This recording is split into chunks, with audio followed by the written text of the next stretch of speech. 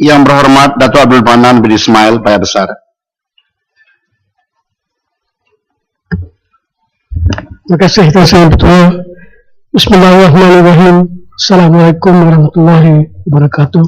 Salam sejahtera dan salam satu Malaysia. Duduk lama naik matu. Soalan saya nombor 1.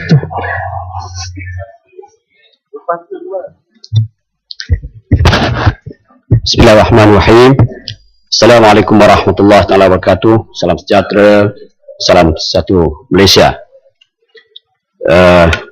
Ya Hormat Tan Sri Yang Ketua, terima kasih. Sebelum itu izinkan saya mengucapkan selamat datang kepada anak-anak para pelajar dan guru mereka serta tetamu kita di Dewan Yang Mulia ini daripada Pasir Mas. Ya Hormat Tan Sri Yang Ketua, sebelum saya menjawab soalan khusus Yang Hormat Paya Besar, saya ucapkan tanya soalan nombor 1. Beberapa orang ahli parlimen juga mengemukakan soalan yang intipati dan jawapannya hampir sama dengan soalan yang dikemukakan oleh Paya Besar, iaitu Yang Amat daripada Taiping pada 30 bulan 9 13, Yang Amat daripada Kampar 1 bulan 10, dan Yang Amat daripada Keluang 2 bulan 10 13. Yang Amat Tuan Sri Yang Ketua, saya ucapkan terima kasih banyak kepada Yang Amat Paya Besar dan ahli-ahli Yang Amat yang lain kerana amat prihatin tentang nasib masa depan pekerja kita dengan kebanjiran pekerja asing dan pendatang asing di negara kita ini. Dalam konteks soalan khusus ini, saya ingin memaklumkan kepada Dewan Yang Mulia ini dan juga Yang Amat Paya Besar bahawa berhubung dengan isu 1.4 juta pekerja Bangladesh, Kementerian Sumber Manusia ingin menjelaskan bahawa angka 1.4 juta adalah merujuk kepada jumlah pencari kerja Bangladesh yang telah berdaftar dengan kerajaan Bangladesh untuk menawarkan diri bekerja di Malaysia. Inilah Tan Sri Yang Ketua, amannya negara kita, makmurnya. 1.4 juta daripada bilangan penduduk Bangladesh yang 5 kali, 6 kali ganda lebih besar daripada kita. Bangladesh mempunyai penduduk 183,804. Maknanya 6 kali ganda. Sebab itulah tidak ada sebab kenapa kita hendak lari ke negara lain. Jadi, Datuk Yang Ketua, Tan Sri Yang Ketua, dasar kemasukan pekerja dari Bangladesh pada masa sekarang adalah berasaskan kepada MOU di antara kerajaan Malaysia dan Bangladesh yang telah ditandatangani pada tahun 2012. MOU tersebut meletakkan bahawa kemasukan pekerja Bangladesh hanya dibenarkan melalui mekanisme kerajaan kepada kerajaan, G2G agreement, dengan izin. Hanya di mana proses kemasukan diuruskan oleh agensi kerajaan yang berkaitan di kedua negara dan tidak membabitkan penglibatan ejen atau pihak ketiga. Tan Sri Yang Ketua, mungkin soalan saya ada agak mungkin panjang, tapi agak panjang sedikit untuk memastikan yang amat lain juga diliputi jawapannya. Pencari kerja ini akan menjalani pemeriksaan kesihatan dan latihan induksi bagi memastikan hanya data calon yang berkelayakan dan menepati kriteria-kriteria yang telah ditetapkan oleh kerajaan Malaysia sahaja di senarai pendek untuk dihantar ke Malaysia. Selain itu, data-data calon ini juga akan melalui proses saringan keselamatan, jenayah dan imigresen di Malaysia. Sehingga 23 September 2013, seramai 8,703 senarai pekerja telah dihantar oleh kerajaan Bangladesh untuk ditapis oleh Polis Diraja Malaysia dan Jabatan Imigresen, dan daripada jumlah tersebut seramai 2,288 orang telah ditapis oleh PDRN dan seramai 75 orang dikesan memiliki rekod jenayah. Jadi dakwaan 1.4 juta mengatakan bahawa kita nak mengambil Bangladesh dari adalah tidak tepat. Cuma mereka bersedia. Mungkin lebih ramai daripada itu. Tan Sri Yang Ketua, terkini sejumlah 11 syarikat peladangan telah memohon 1,640 pekerja Bangladesh melalui mekanisme ini. Bagaimanapun sehingga sekarang hanya 3 syarikat iaitu Sime Darby Plantation 200 orang, UP Plantation 262 orang dan Cooling Plantation 683 orang, melibatkan selama 1,145 pekerja yang telah diluluskan. Manakala ada syarikat peladangan telah ditolak oleh kerajaan kerana tidak mematuhi syarat penetapan gaji minima, penyediaan rumah standard kepada pekerja dan mempunyai rekod pelanggaran pematuhan undang-undang. Dalam usaha memastikan keberkesanan pelaksanaan mekanisme ini, kerajaan juga menetapkan syarat-syarat khusus yang antaranya adalah agensi kawal selia perlu memastikan hanya majikan yang benar-benar layak sahaja diberi kelulusan untuk memohon pekerja Bangladesh. Bagi memastikan syarat perburuhan dipatuhi, pelaksanaan kontrak perjanjian antara kerajaan Malaysia dan majikan serta bon jaminan sebagai langkah mewajibkan majikan hadir mengambil pekerjanya pada masa yang telah ditetapkan. Pekerja yang tidak dituntut oleh majikan ditempatkan sementara di processing house dengan izin sehingga proses penggantian majikan dilaksanakan. Kos di processing house ini dengan izin ditanggung melalui bon jaminan yang dikenakan kepada majikan, dan kerajaan juga mensyaratkan pekerja Bangladesh menjalani saringan kesihatan untuk 18 jenis penyakit di Bangladesh sebelum masuk ke Malaysia, dan pengeluaran kad pekerja asing berwarna mengikut sektor pekerjaan akan dikeluarkan oleh Jabatan Immigration Kementerian Dalam Negeri. Terima kasih dan siap tu. Pak Besar. Terima kasih, Tuan Sri Betul. Terima kasih, Yang Berhormat Menteri. Saya percaya kerajaan tidak dapat menafikan kesan-kesan baik dan tidak baik dengan kehadiran pekerja-pekerja asing ke negara ini, termasuklah pekerja-pekerja dari Bangladesh. Soalan tambahan saya, apakah langkah-langkah yang telah diambil oleh kerajaan, khususnya Kementerian Sumber Manusia, dalam menjamin masa depan pekerja tempatan dan bilangan pekerja asing dapat dikurangkan dan kalau boleh dihapuskan seterusnya? Terima kasih. Tuan Sri Yang Tua, terima kasih Dewan Pahit Besar. Saya nak berikan sikit maklumat tambahan kepada ahli yang berhormat dan Dewan ini. Hari ini kita mempunyai tenaga pekerja di negara kita ialah 13.6 juta. Pekerja di sektor awam mempunyai 1.6 juta. Manakala pekerja asing kita mempunyai 2.1 juta. Pada bulan Jun dan Mac dahulu kita mempunyai 2.2 juta. Maknanya dengan usaha yang dibuat oleh berbagai kementerian secara Blue Ocean Strategy ini, termasuk Kementerian Sumber Manusia dan Kementerian Dalam Negeri, kita dapat menurunkan jumlah pekerja asing di negara kita ini. Tuan Sri Yang Tua menyentuh tentang langkah-langkah yang perlu yang diambil sedang dan akan terus diambil oleh kerajaan dalam menjamin pekerja-pekerja tempatan ini. Saya nak beritahu secara undang-undangnya bahawa kita mempunyai 5 undang-undang yang berkaitan dengan pekerja-pekerja asing ini, yang mungkin saya tidak perlu sebutkan. Antaranya adalah Akta Kerja, Akta Pampasan Pekerja, Akta Immigration di bawah Kementerian Dalam Negeri, Akta Anti Perdagangan Orang, dan beberapa akta yang lain. Ini antara pendekatan yang diambil oleh kerajaan melalui undang-undang, di mana kita menggunakan syarat yang cukup ketat dalam mengambil pekerja-pekerja asing ini. Bagi Kementerian Sumber Manusia meletakkan syarat ketat dalam permohonan untuk mengaji pekerja asing melalui pengeluaran sijil sokongan dengan menggunakan Job Clearance System JCS.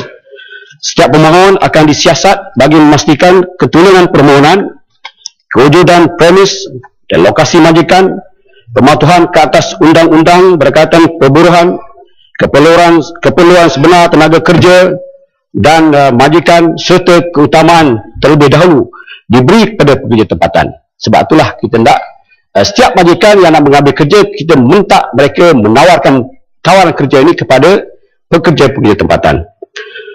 Sokongan surat sokongan JCR yang saya sebutkan tadi hanya akan dikeluarkan oleh kepada majikan yang didapati benar-benar memerlukan pekerja asing, dan bilangan pekerja asing yang diluluskan adalah berdasarkan keperluan sebenar mengikut kriteria yang telah ditetapkan oleh GSC Kawal Selia. Yang Amat Tan Sri Yang Bertua, sebenarnya banyak pendekatan-pendekatan lain yang kita ambil dalam memastikan supaya tawan kerja di negara kita ini diberikan keutamaan kepada pekerja tempatan terlebih dahulu. Umpamanya antaranya majikan yang berpakaian dan mematuhi standard perburuhan seperti gaji minimal 900 di Semenanjung, 800 di Sabah dan Sarawak saja akan dipertimbangkan untuk memohon pekerja asing. Kalau mereka tak bersedia untuk menawarkan gaji minimal, maka sudah tentu permohonan mereka akan ditolak. Keupayaan majikan ditentukan melalui proses saringan dan pemeriksaan Jabatan Tenaga Kerja Kementerian Sumber Manusia. Pengelahan tawaran kekosongan kerja melalui Job Malaysia kepada pekerja tempatan. Menetapkan kriteria pengajian pekerja asing yang ketat dan diselia oleh agensi Kawal Selia dari segi penentukan keperluan sebenar pekerja dalam subsektor yang berkaitan. Menghadkan sektor dan subsektor tertentu untuk pengajian pekerja asing, pelaksanaan gaji minimal yang saya sebutkan tadi, dan menggalakkan peralihan daripada institusi orientasikan buruh kepada intensif otomasi melalui pengenalan pakej-pakej kemudahan kepada majikan oleh institusi Kawal Selia yang berkaitan. Dan kita juga Tan Sri Yang Bertua menjalankan tanggungjawab di mana 12 program kita susun bagaimana kita boleh menarik pekerja-pekerja orang-orang tempatan untuk mengisi peluang-peluang kerja yang berada di negara kita.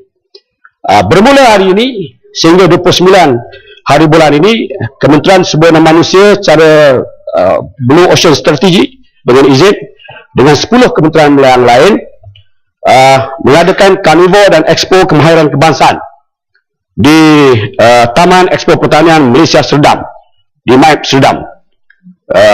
Program yang julung kali ini diadakan di mana sejumlah 33 syarikat yang akan menawarkan pekerjaan sebanyak lebih daripada 3,000 peluang pekerjaan. Dan saya kira ini adalah suatu peluang yang cukup baik.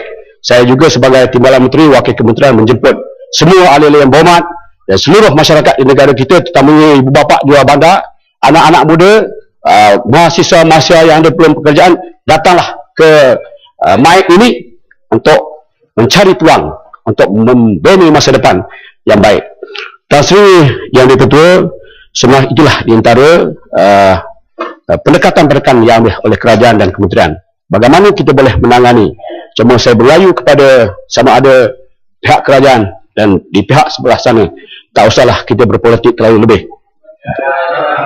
Serulah anak-anak muda kita supaya rebut peluang ini. Rebut peluang yang ada di negara kita, sedangkan orang lain kaya raya datang kemari. Dan umpamanya Indonesia membawa lebih daripada 30 bilion wang negara asing kembali ke negara mereka kerana termasuklah negara kita. Terima kasih banyak. Terima kasih yang betul. Ibu Barat. Terima kasih Tan Sri. Tan Sri, Dewan ini tergempar pagi ini Tuan Sri. Kerana dengan apa yang diberitahu oleh Yang Berhormat Timbalan Menteri bahawa itu adalah tidak benar bahawa 1.4 juta akan datang dari negeri Bangladesh.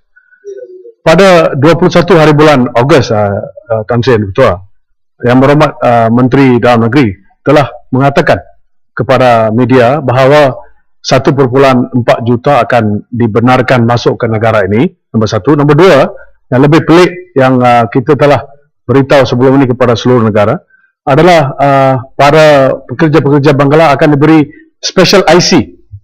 Nah, ini akan seperti yang dulu di mana IC digunakan, didaftarkan sebagai pemilih dan telah mengundi dalam pilihan raya. Dan kita khawatir ini juga akan digunakan. Saya sangat pelik dengan jawapan yang dibuat oleh Timbalan Menteri. Tapi saya nak tanya dengan khusus, kenapa, adakah Yang Berhormat tahu kenapa seorang kabinet minister boleh membuat kenyataan sedemikian? Adakah Yang Berhormat ketahui mengenai perkara tersebut? atau tidak, dan kalau sedemikian betul, kenapa Menteri tidak menafikan pada masa itu juga dan menunjukkan ada udang di sebelah batu, ada perkara sedemikian. Dan yang mustahak Tan Sri Betul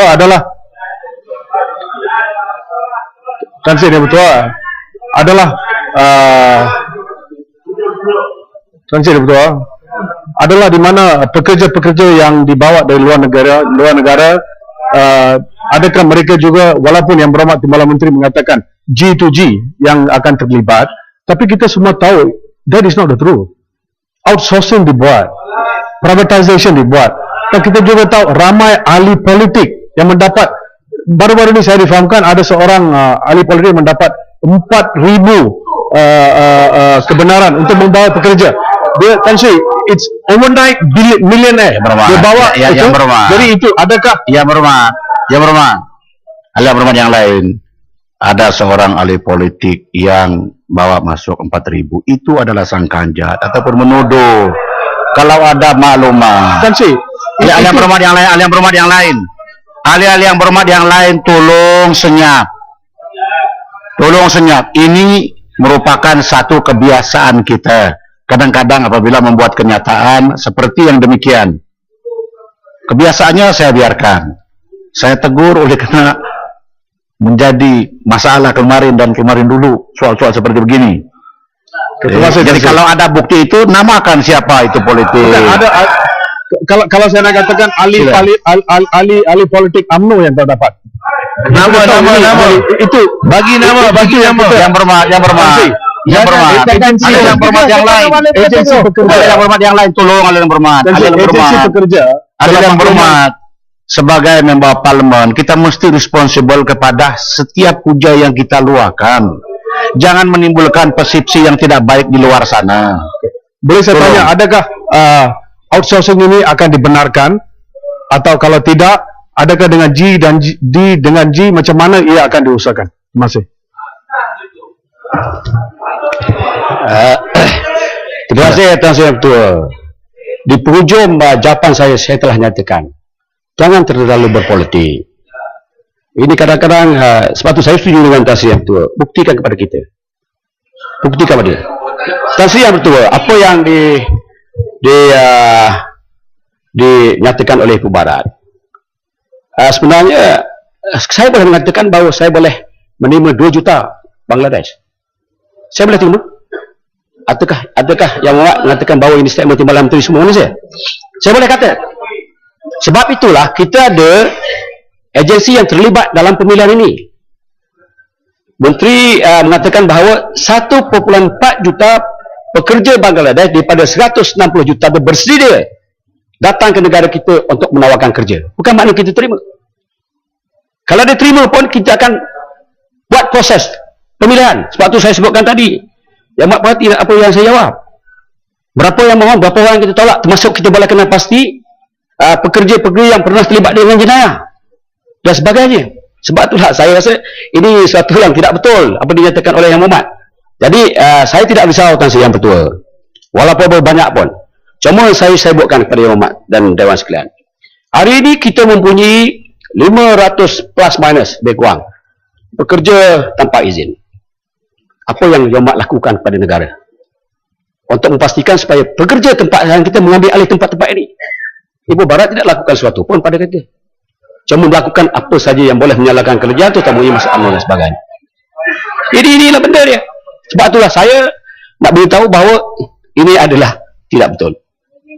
1.4 juta ialah Bangladesh, negara Bangladesh bersedia menawarkan pekerja tertakluk pada syarat-syarat yang dipenuhi mengikut peraturan yang ada di negara kita. Terima kasih Tan Sri Yang Ketua. Yang Berhormat Tuan Lok Siu Fok Seremban. Terima kasih Tan Sri Ketua. Soalan saya nombor 2.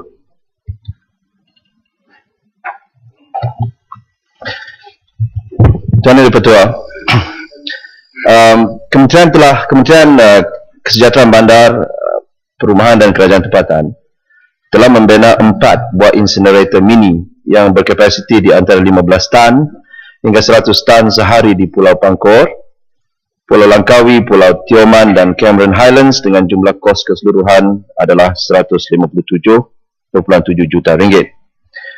Kementerian telah mengenal pasti loji rawatan thermal seperti incinerator merupakan antara teknologi yang berkemampuan untuk menangani masalah sisa pepejal yang kian meningkat.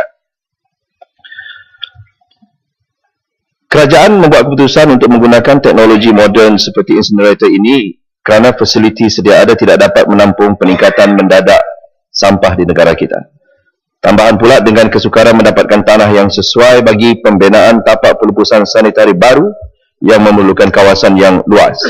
Justru itu, Tan Sri Yang di-Pertua, Kementerian telah merancang untuk membina 3 lagi incinerator baru berskala besar dengan kapasiti di antara 600 hingga 1,200 tan sehari, dan lokasi-lokasi tersebut dan jumlah anggaran peruntukan bagi pembinaan incinerator berkenaan adalah seperti berikut.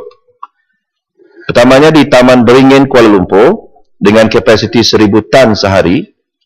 Yang keduanya di Sungai Udang, Melaka dengan kapasiti 1,000 hingga 1,200 tan sehari.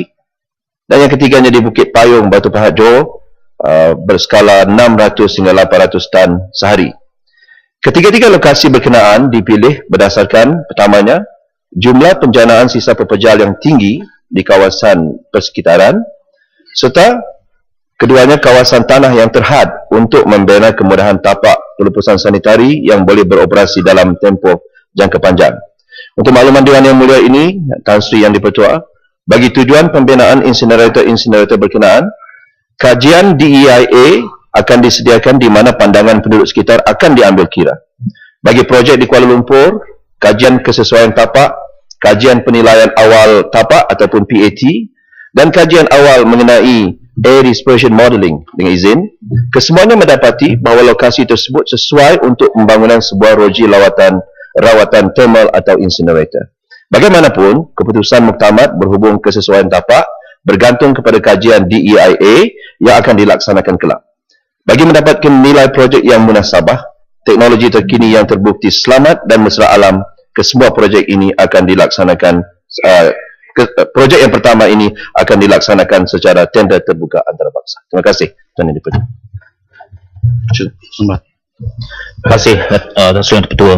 Yang pertamanya, Tan Sri Yang di-Pertua, saya tidak mempertikaikan bahawa perlu adanya pendekatan baru dalam menangani masalah sisa pepejal di negara kita, terutamanya di negeri-negeri yang padat penduduk. Tetapi apakah pihak kementerian ada mengambil pengajaran daripada isu pembinaan incinerator di Berogah kira-kira 10 tahun yang lepas, di mana mendapat tentangan yang begitu hebat daripada penduduk-penduduk setempat sehingga projek tersebut dibatalkan? Kerana dalam 3 projek yang disebut oleh Yang Berhormat Menteri tadi, apakah konsultasi dengan orang ramai telah dibuat? Saya difahamkan projek di Lembah Beringin di Kepung, ahli Parlimen Kepung pun belum mendapat tahu ataupun tidak ada ruang langsung untuk memberikan maklum balas. Kerana ini akan memberikan satu persepsi yang negatif di kalangan penduduk-penduduk bahawa pihak kerajaan tergesa-gesa untuk melaksanakan sesuatu projek. Dan keduanya ialah, mengapakah proses tender dibuka dengan begitu cepat? Kerana saya melihat laporan media, proses tender akan dibuka pada bulan September. Dan selepas itu baru satu detail EIA akan dibuat oleh pihak yang mendapat projek tersebut. Apakah proses itu dibelakangkan? Sepatutnya buat EIA dulu, baru tender. Sekarang buat tender dulu, baru buat EIA. Itu yang pertama. Yang keduanya, dalam senarai yang disebut oleh Yang Berhormat Menteri tadi, saya rasa ada juga satu lagi projek yang tidak disebut, kerana baru-baru ini Kerajaan Negeri Sembilan melalui Menteri Besarnya telah membuat satu pengumuman bahawa satu incinerator akan dibina di ladang Tanah Merah di kawasan Chuah dekat Negeri Sembilan. Dan saya mendapati bahawa Jabatan Pengurusan Sisa Pepejal Negara KPKT telah membuat satu detail EIA untuk tujuan pembangunan sanitary landfill, bukannya untuk incinerator di Tanah Merah. Tetapi pengumuman yang dibuat oleh Kerajaan Negeri Sembilan baru-baru ini ialah untuk membuat satu incinerator. Mohon penjelasan daripada pihak Menteri. Terima kasih. Terima kasih Tuan Yang di-Pertua dan Yang Berhormat Seremban. Memang betul pengalaman kita dalam pembinaan incinerator di Broga adalah satu percubaan yang gagal atas beberapa sebab, antara lainnya daripada segi teknologi yang diguna pakai pada waktu itu. Sebab itu, Tuan Yang di-Pertua, kita telah membuat keputusan, terutamanya Yang Amat Berhormat Perdana Menteri, telah memberikan arahan yang tepat kepada kementerian ini untuk menggunakan teknologi yang telah pun matang, yang telah pun digunakan di seluruh dunia. Sebab itu dalam tender ini nanti, kita telah meminta supaya penenda-penenda itu nanti akan menggunakan teknologi yang telah digunakan pakai di seluruh dunia, yang matang dan telah diterbukti dengan cost efektifnya dan sebagainya, iaitu incinerator yang menggunakan teknologi stoker. Ya? Ini yang terbaik. Jadi itu cara kita untuk mengelakkan apa yang berlaku di Broga tempoh hari beberapa tahun yang lepas. Teknologi ini adalah yang terbaik dan yang matang. Yang paling penting adalah matang. Kita tidak mahu mencuba teknologi-teknologi yang baru dan akhirnya kita dijadikan tempat percubaan untuk tapak permulaan untuk mencuba teknologi baru yang dicadangkan oleh pihak-pihak tertentu daripada dalam dan luar negara. Kita mahu teknologi yang telah matang dan kita akan gunakan itu. Berkenaan dengan kajian, untuk makluman Tuan Yang di-Pertua, sebenarnya saya memang kawan rapat dengan ahli Parlimen Kepong. Tetapi untuk makluman Yang Berhormat David Seremban, public engagement dengan izin akan kita sedang berlaku. Dan untuk makluman, detail kajian penilaian impak alam sekitar terperinci ataupun DEIA akan dibuat tidak berapa lama lagi. Saya rasa tendernya akan dikeluarkan pada bulan ini, ya, pada penghujung bulan ini, kalaupun tidak awal bulan hadapan, supaya satu kajian penilaian impak alam sekitar terperinci atau DEIA dibuat. Laporan akhir DEIA ini juga akan diletakkan di semua pejabat jabatan alam sekitar seluruh negara dan PBT berhampiran serta di tempat-tempat awam selama sebulan untuk orang ramai mengulas dan memberi pandangan. Semua ini adalah dibuat bersandarkan keperluan undang-undang. Tetapi untuk makluman Tuan Yang di-Pertua, tanpa menunggu DEIA ini dibuat, sebenarnya KPKT telah mengambil langkah proaktif. Pertamanya dengan memulakan pelbagai aktiviti kesedaran awam melalui penulisan dalam media massa, menyediakan laporan khas dan temu ramah, dan selepas itu meminta supaya Universiti Teknologi Malaysia atas inisiatif kementerian sendiri, bukan, ini tidak ada kena-mengena dengan kajian terperinci tadi, itu akan berlaku dalam penghujung bulan ini ataupun awal tahun hadapan. Tetapi bagi pihak kementerian sendiri, unprecedented, Tuan Yang di-Pertua, saya minta supaya kementerian sendiri menjalankan juga kajian-kajian awal berkenaan dengan impak dari alam sekitar. Jadi kita telah melantik juruperunding UTM bagi menjalankan kajian khas untuk menilai sama ada lokasi di kawasan stesen pemindahan sisa pepejal di Lembah Beringin itu sesuai atau tidak untuk dijadikan tapak incinerator. So we are doing more than what is necessary dengan izin. Kerana nanti dalam proses DEIA itu nanti dia mempunyai fasa-fasa yang tertentu. Pertamanya ialah untuk mendengar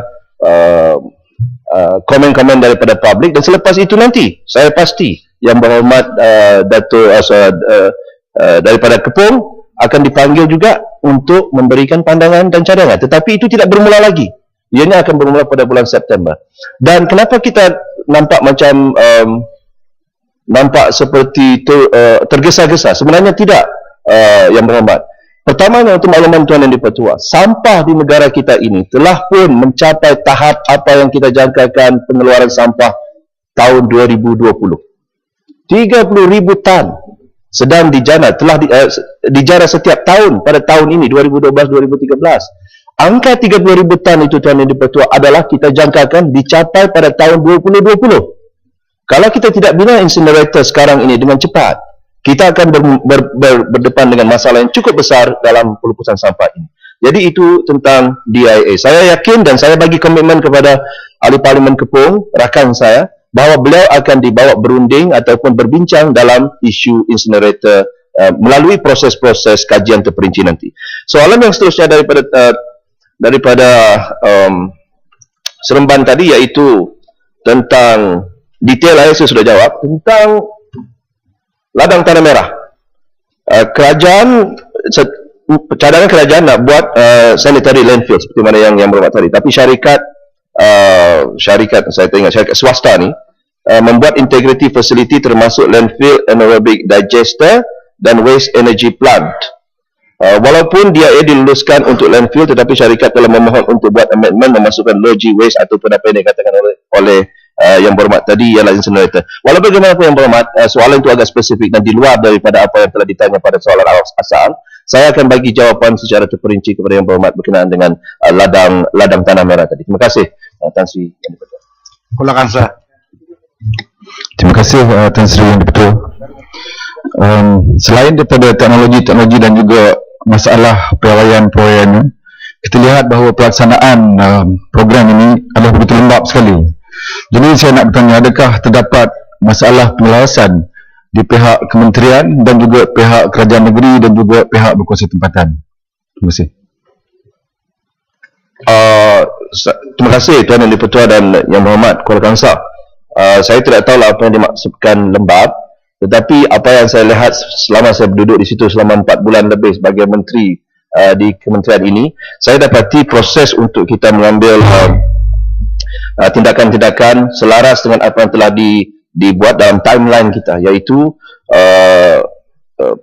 panggilan tender antarabangsa yang kita akan panggil dan semuanya berjalan dengan lancar. Kalau itu yang dimaksudkan sebagai lembab tadi, saya kurang pasti apa yang dimaksud oleh Yang Berhormat.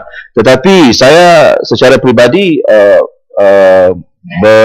berpuas hati dengan tindakan-tindakan yang dibuat oleh kementerian dalam isu incinerator ini. Apa yang paling penting ialah Tuan Yang Dipertua, kita kena buat keputusan yang tepat dan yang cepat berdasarkan penjanaan sisa pepejal yang terlalu tinggi di negara ini, dan mungkin kita harus bermula dengan satu sikap meminta supaya rakyat mengurangkan pengeluaran atau penjanaan sisa pepejal ini dengan menggunakan 3R, reduce, recycle dan reduce, yang masih lagi di tahap yang amat membimbangkan, yang amat rendah dibandingkan dengan negara-negara luar. Terima kasih Tuan Yang Dipertua. Yang Berhormat Puan Mas Irmiyati binti Samsudin, Masjid Tanah. Bismillahirrahmanirrahim. Terima kasih Tan Sri Yang Dipertua. Soalan saya nombor 3.